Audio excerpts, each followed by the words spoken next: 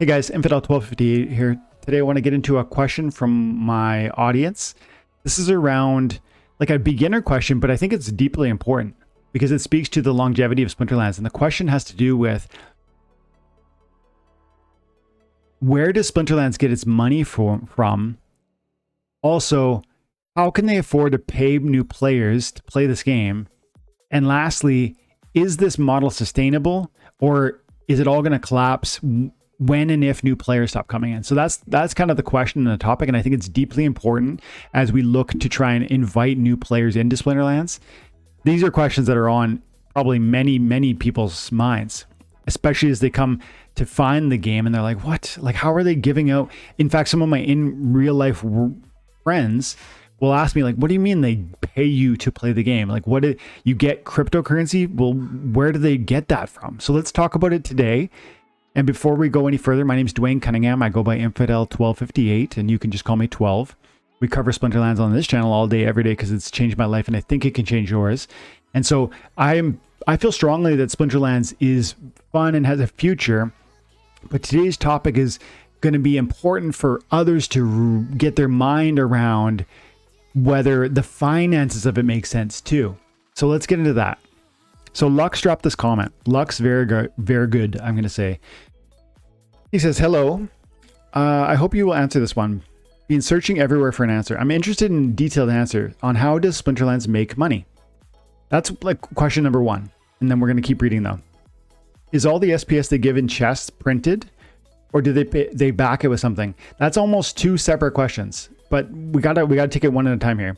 I don't understand, where do they get the revenue to sustain paying out? Okay. And are they trying to maybe get ads, or is this just going to collapse once new players stop coming in? So tons of things there, about 5 or 6 different questions I want to answer individually, and we'll try and take it one at a time. And I'll try my best to be exhaustive here because I really believe that there's a wide range, thousands of new players that are going to come to our game in the coming months or years. And this is their first question. So let's answer it.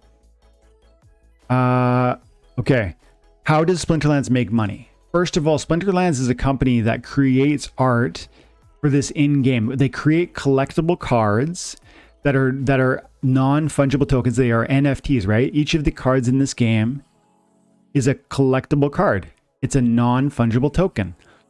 Venari Seedsmith is one of those such cards, and every card in this game is a non-fungible token or a collectible card.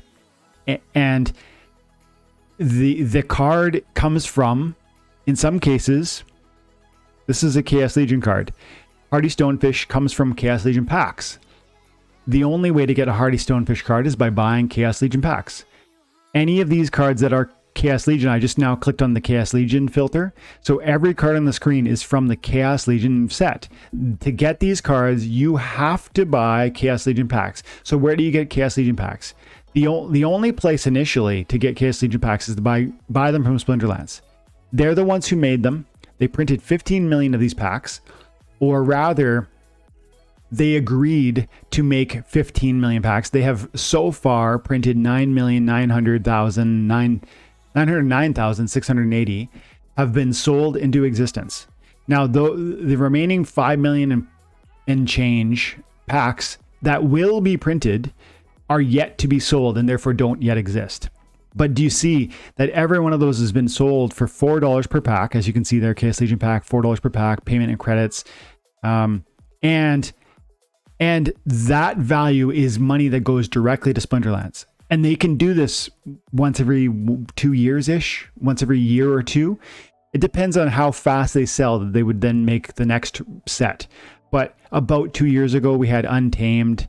Before that, we would have had Beta at some point. Before that, we would have had Alpha. There's also been a sale of land. There's also been validator nodes that are currently being sold. There's land. I mentioned land.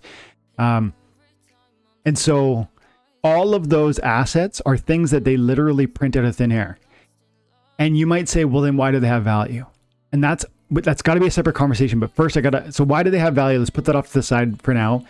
But you asked, how do they make money? They create in-game assets called collectible cards, or you might think of them as NFTs. They are both collectible cards and NFTs.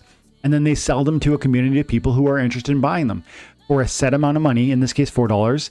In other packs have been worth more or less, $2, $2.50. Now the next pack is $5, and each time they're taking in revenue from essentially the creation of those cards. There's more things than that too. Like they sell skins, they've done potion sales, they've previously they sold promo cards like Waka. So there's lots of things that they sell. They're doing a Splinterlands, a Splinterfest event. These are all revenue streams. You ask, how do they make money? They sell products that they create, and each of them is a unique kind of opportunity that players may or may not desire. And generally speaking, they have been wildly successful in selling these things, and therefore, generally speaking, they've made millions and millions of dollars from creating product for their game. And so that's how they make money. And now I almost want to take that sidestep and say, well, why do these things have any value? That's a question that flows out of the first point. Why do they have any value? Because there's a battle mechanic that can generate revenues for you. That's one way. There's lots of ways you can make money with the assets from this game. I'll tell you can stake your SPS. Your SPS will generate rank battle rewards by being staked on yourself. It will open up certain tournaments that you can participate in that can pay you significant rewards. You can join brawls, which eventually, I think, in the near future, are going to start paying SPS. So being in a guild is a product, a use case for your cards. What is that? Brawls, tournaments, in rank battles, all of those. That's 3 ways you can use your cards. Plus, you could rent your cards. Plus, you could buy cards speculating on their appreciation and sell them just like other people do with various cryptocurrencies, or for that matter, other NFTs.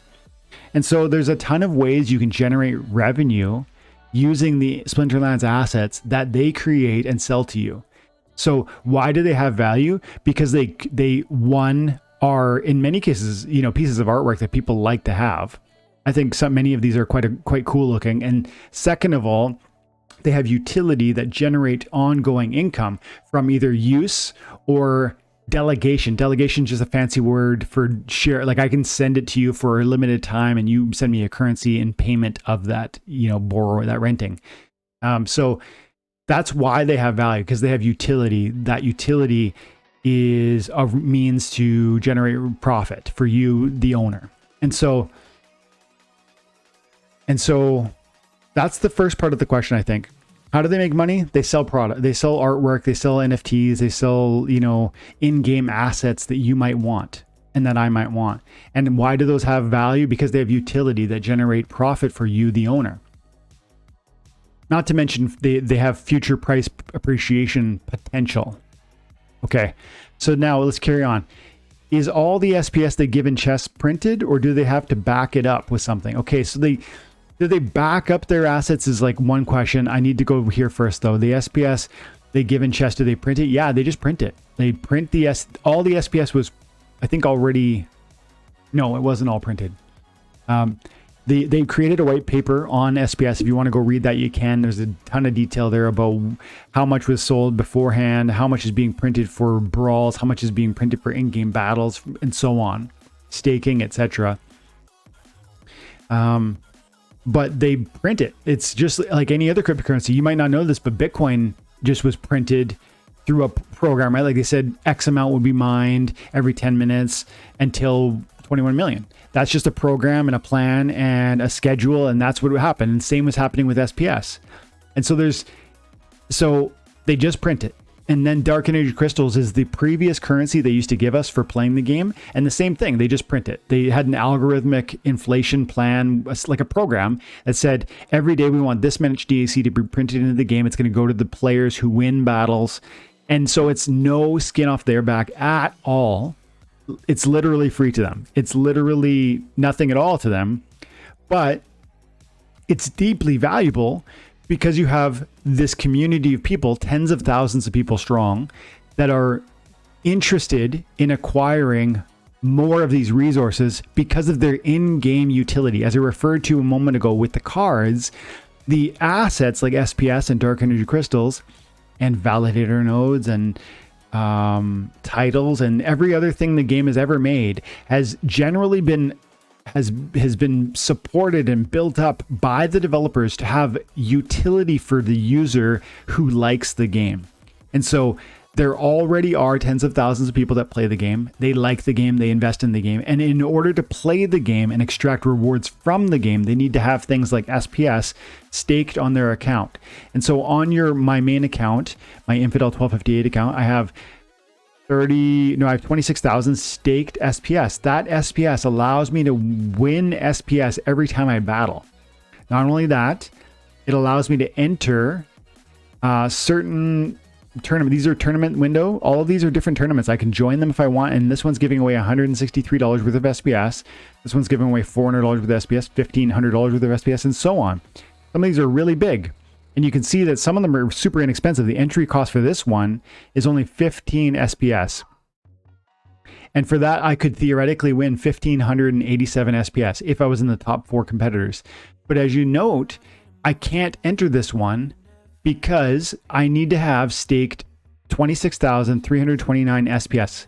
And currently I only have 26,000 and change. So I'm a 400 SPS short of being able to meet that requirement. Not to mention the power, which is a separate conversation. I need a lot of cards that are from this specific, it's called Alpha Edition.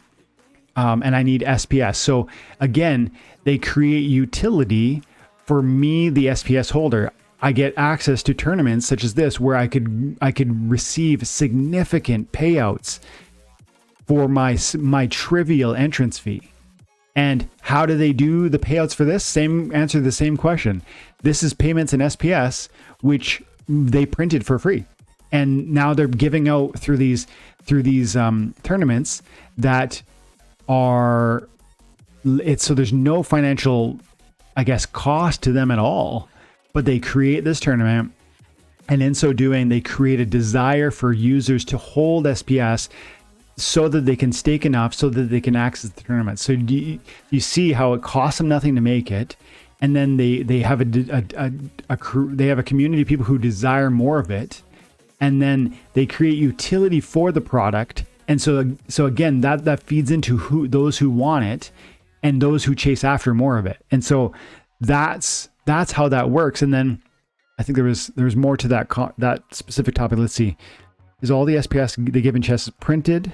Yes. Do they back it up with something? That's right. They do back up their assets, their tokens. Both SPS and DC are, in a sense, their value is in a sense linked to the value of, for instance, cards and packs and vouchers and land plots, because these in-game tokens, dark energy crystals and SPS, are used to access and engage with and to buy more assets in this space. So are they backed up with something? Yeah, they're backed up by kind of the expectation and the promise that Splinterlands is going to continue out of their own self-interest to continue iterating and creating new products, new packs, new artwork, new skins, new cool things that you're going to want to play, that the community is going to want to buy. And as long as that's true, as long as they're going to keep, out of self-interest, keep making new things to sell us, then these in-game tokens that they're giving to us for free, that they're printing for free and giving to us for free, are going to continue to have value, because there'll be a community of people who desire to hold them to access those purchases, those products. Look at one example. Soon we're going to get, right now we've got, let's go to shop. Right now we've got, they're selling validator node licenses. These are the node licenses that will sustain this video game. So at one point in the future, and probably the next year, this blockchain game will be supported by a network of computer operators who will run this node license on a computer 24 hours a day, sustaining the game and taking away the expectation for Splinterlands to, I think, run the game on servers that they like host at Amazon or wherever they get their servers. So we will be the servers, and I have one of these node licenses, and many other people do too. They've sold 3,000-ish, I think. And Yeah, it doesn't say here how many they've sold. But each one of them sells for one node license, $3 off per voucher. I think it's $3,000. Look it. Please confirm you would like to purchase one license for 38,565 SPS. I believe it's 3,000 US dollars. And I have that, but I don't want to right now. Not my SPS, because I like my SPS too much. But the point is, this is a thing that they sell that I would need SPS in order to acquire. So again, if you believe in the game and you think it's both fun and has a future, then you might want to access some of the in-game creations, such as node licenses, to support the network, to in turn receive more payments, because people who operate this node will receive payments for operating that node. They'll be paid in SPS and vouchers. Vouchers is a different token that they create for free to then reward their community. And so again, you keep coming back, you keep seeing how we keep coming back to the fact that they create these things that are practically free. A node is just a thing that they had to draw a picture of and a concept they had to imagine. And yeah, they had to pay somebody to do that, but almost for free, they create validator node licenses, and then they decentralize through the sale of that. They can decentralize the whole game operation. And in so doing, they can give me, the player, one more thing to be desirous of and then want to invest in. And that's another use case for the currency they're paying me for playing the game.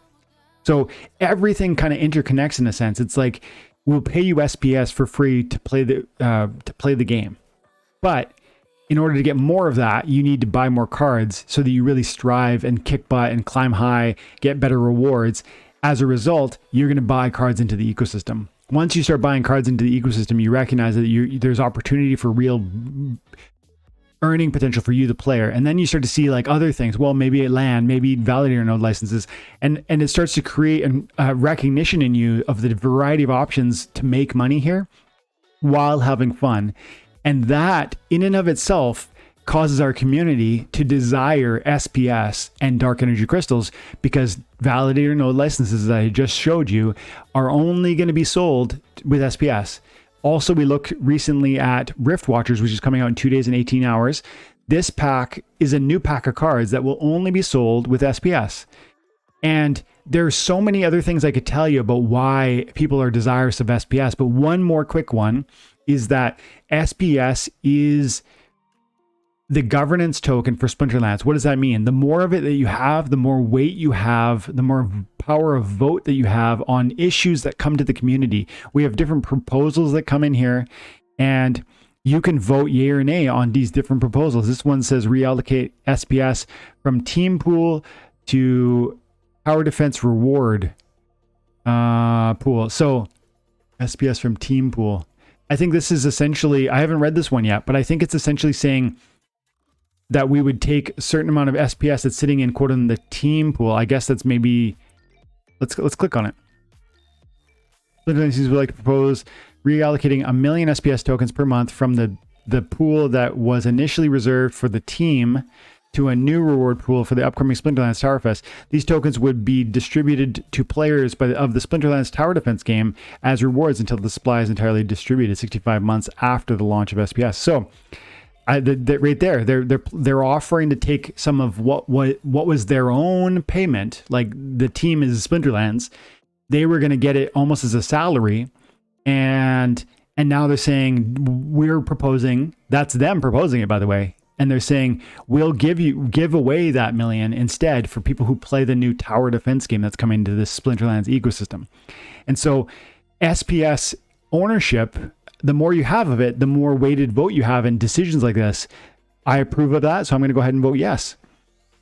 And so that's how there's ownership of the game and the governance through owning SPS. And there's so much more to it. Like, I got to say one more. The SPS has a DAO, a decentralized autonomous organization. It's like think of it as like a bank account full of money. It's about $15 or $20 million full of cryptocurrency that is owned by no one, but owned by everyone who has SPS. We will be able to allocate that value in some way or another in the future. And I don't know how we'll do that, but we will do it through this proposal, and people with SPS will have a vote on how that happens. And so SPS ownership is deeply meaningful for a variety of reasons that I've attempted to outline here. And as a result, when we go back to your question, we see, do they back up the value of SPS with something? They actually back up the value of SPS with many, many things, as well as dark energy crystals. That would be a whole conversation in and of itself, but suffice it to say, it is backed up by product also. So let's go on. I don't understand where do they get the revenue to sustain paying out rent rewards? They literally created it out of thin air. So the dark energy crystals was printed daily, and it was just algorithmically. There was no skin off their backs. There's no cost outlay.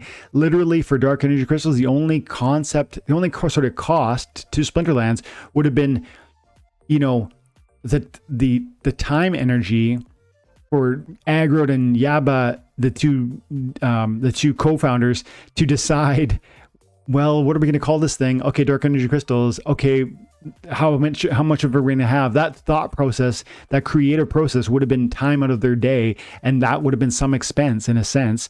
But that's it. And then once it's programmed, it's done, and it's just been printing. And now dark energy crystals doesn't print through rank battle rewards, but SPS now is your payment. And the same thing is true. How do they sustain it? Well, SPS is just printed out of thin air. And then again, I know that sparks in some people concern, well, it's worth nothing then if it's printed out of thin air. That's foolishness. Don't think that way, because again, you don't, if you think that, you aren't hearing me when I say these are deeply supported and backed by tons of things that are valuable. And why are they valuable? Because they have utility. They operate within a game that is both fun and has a future. They allow you to create revenue streams from enjoying a fun entertainment game. And so that's why it is sustainable. That's why it's possible. That's why this game is special. But let's keep going. Are they trying to maybe get the money from ads, or is this just going to collapse once new players stop coming in? So they are not trying to get money from ads, but they are not, I would say those two issues are totally separate. So first and foremost, they are not trying to get money from ads. Although I think maybe do they have any ads at all? I've never noticed any. Maybe there are some and I haven't thought about it, but I don't think they have any ads at all. That's the first comment. And then the next comment, is it just going to collapse once new players stop coming in? I think you're asking in that part because you just didn't understand what I've already explained now, which is, there is no cost, no substantive cost for Splinterlands to continue creating new products that we want. Yes, they have to pay artists. Yes, they have to pay someone to think about what the abilities will be and to think about, how to design the new pack. Of course, that's a cost. But there's no way that cost outweighs the revenue stream. So you got to come back to the original question. How do they get paid? What did you say? How does Splinterlands make money? They sell in-game assets that we desire. That's their major and a massive source of revenue stream for Splinterlands. And then how do they pay us? By creating tokens that are free for them to print, and which are desirable to us, the players, for a million little reasons.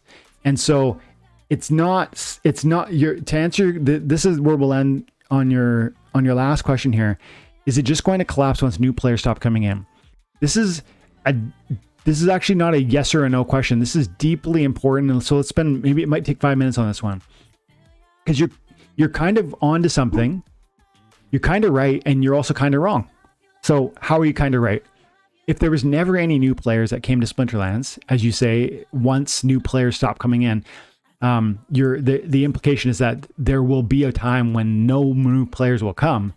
I would argue that is not likely, because the game is fun and because there's always more opportunity to receive revenue for your time and attention in Splinterlands because of how they've designed the rank battle rewards, the staking rewards, the tournament rewards, the cards being limited in number, and that will translate to price appreciation, which is a financial opportunity for you, the investor. Card rentals. That's 5 or 6 that I just listed, but there's way more than that, revenue streams from this game. And so as a result, I don't think that new players will stop coming in, because I don't think that the opportunity is going to dry up. Your concern seems to be focused on the idea that they would stop coming in once the rewards were gone, but I'm trying to articulate the fact that they will not stop coming. The rewards will not stop being paid, because there's literally nothing, there's no problem in them always creating something more. And so you might say, well, why would we want more and more and more? Well, because I've seen from years of playing this, 4 years of playing the game now, that each new asset kind of has a similar story. It's limited in nature, like the number of supply is limited. In fact, it's deflationary, because things like cards will be printed, they'll have like 1 million copies, but then you need to burn 399 copies to make one max level copy. And so you lose 399 copies forever that can never be separated again, that can never be recovered. They're gone, period, full stop. And you're left with one card. And that process makes the cards deflationary in nature. And combine that with even a slow growth of player base translates to price appreciation on the assets. And I would argue, even with stagnation in our player base growth, the price of cards almost inevitably increases because of that deflationary nature in the cards, and because the appetite for investment from those who do already play. So you might ask, why would they keep wanting to play? Well, I've been here for 4 years, and I've continued to want to play for 2 simple reasons, and this is where we'll end the video. Because it's fun, and because I believe it has a future. You guys all need to always, with this game or any other that's a non-fungible token game that's promising certain revenue opportunities, you need to explore that question for yourself. Is it fun? Does it have a future? If the answer is yes and yes, then that almost suffices. That's almost the end of the conversation. Like, go ahead and enjoy it and just see where you are in 4 or 5 years. That's my view with Splinterlands, and I feel strongly that anyone who takes that opportunity seriously is going to see significant financial gain in the next 4 or 5 years, across a long enough time horizon. I believe that that's going to translate to financial gain for a myriad of reasons, which I've attempted to summarize in this video. But truly, this issue is even more complex than I've made out to be here. There's far more to be unpacked, and it's a conversation that you would need probably months to truly understand. But if you continue to be curious about this issue, if you watch this video and you still feel unsatisfied, I'd recommend you just stick around with the YouTube channel and continue to follow what I cover. And as you see me talk about the game, you'll begin to see the opportunities that exist here financially and the fun that's here for you to enjoy. And then you can maybe just begin to learn it in a slow process. It takes time. This is complicated stuff, because it's not like, it is literally a revolution of video game technology, because no other video game ever in history, except for now there are other concurrent games, but this is new technology. The fact that we literally own these cards in a sense that allows profit and sale and rent, income, is transforming and will revolutionize video games forever. So it's deeply important, and I encourage you to stick around and stay tuned on the channel. Watch what we put out here, because I think it will continue to inform and educate both yourself and anybody else around how you could benefit from what I'm saying. So thanks so much, Lux, for the comment. When you do drop comments like this, leave your IGN, which is your in-game name, and I'll send you some dark energy crystals as a little thank you. Just a little bit of DEC to maybe buy a card, rent a card, that kind of thing. Thank you, Lux. Thank you, everyone, for your time and attention on the video. Have an amazing day. God bless.